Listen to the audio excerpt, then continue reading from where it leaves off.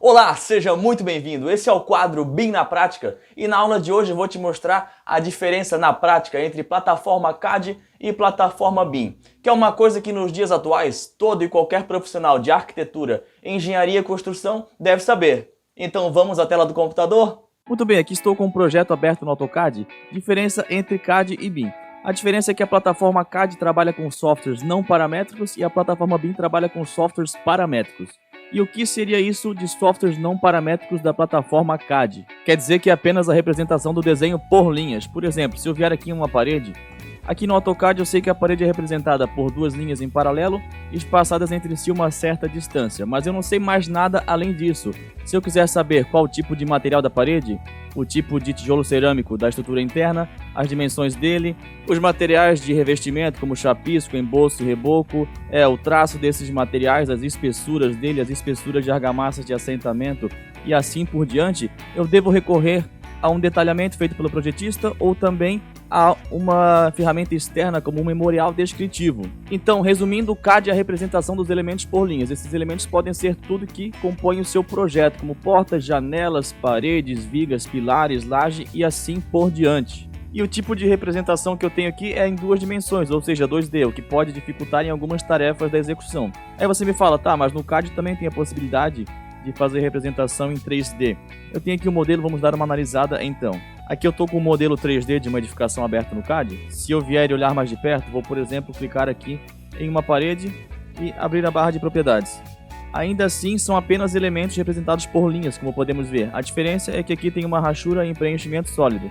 Nas propriedades eu tenho apenas aqui, alguns dados sobre as linhas e mais nada. Então, eu não tenho uma conversação direta entre elementos e os dados desses elementos, ou seja, eu não consigo gerar tabelas automáticas que conversam seus dados com os dados dos elementos para gerar valores conforme a modelagem for atualizada. Agora estou aqui com um projeto em BIM aberto e antes que você me pergunte, o BIM não é um software e não é apenas a representação 3D da edificação. O BIM é uma plataforma que engloba várias ferramentas e que tem a função de automatizar todas as tarefas de projetos e dar mais assertividade, velocidade e diminuir os custos das construções. Então a plataforma BIM trabalha com softwares paramétricos.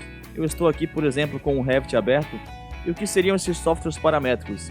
Quer dizer que possui uma conversação entre os parâmetros dos elementos e tabelas de quantitativos.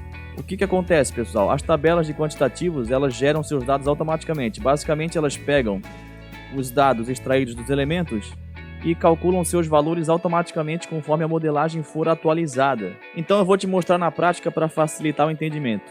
Eu clico, por exemplo, em um elemento como uma parede. Ao clicar na parede, aqui na barra de propriedades, eu posso ver alguns desses parâmetros aqui ao lado, tá? Esses parâmetros nada mais são do que os dados da parede. Aqui eu posso ver alguns aqui ao lado. E vindo aqui ao lado, eu tenho as tabelas, como por exemplo, eu vou abrir aqui tabela de argamassa de assentamento. O que acontece aqui então para você entender na prática?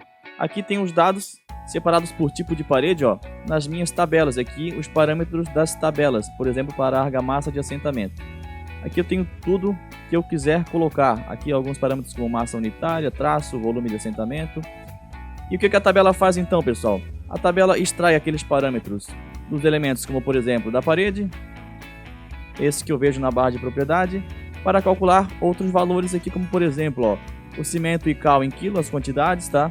Cimentos de cal em sacos e os valores totais para cada material de argamassa de assentamento, como aqui por exemplo. E são valores automatizados. Depois que a linkagem é feita, não precisa fazer mais nada, tá? A tabela reconhece automaticamente o elemento no projeto. Então vou vir aqui, por exemplo, em uma parede, vou deletar propositalmente. Notem que quando a modelagem for atualizada, os valores serão modificados automaticamente. Venho aqui na parede, deleto ela, automaticamente os valores se alteram, porque a modelagem foi atualizada. Novamente deleto outra parede propositalmente e os valores são novamente atualizados. Eu vou abrir aqui mais duas tabelas, por exemplo, como também tabela de material em bolso e porcelanatos de paredes, por exemplo. E vou vir aqui em uma parede que possui esses três materiais, como por exemplo essa parede aqui do segundo pavimento do banheiro.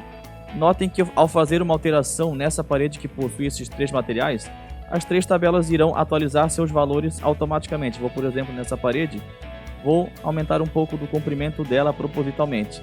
Notem que os valores se alteram automaticamente. E se eu dou Ctrl Z para atualizar a modelagem novamente, os valores se alteram automaticamente, tá? A tabela, então, pessoal, ela faz a leitura dos elementos do projeto. Não importa se você for desenhar um elemento novo ou modificar um existente.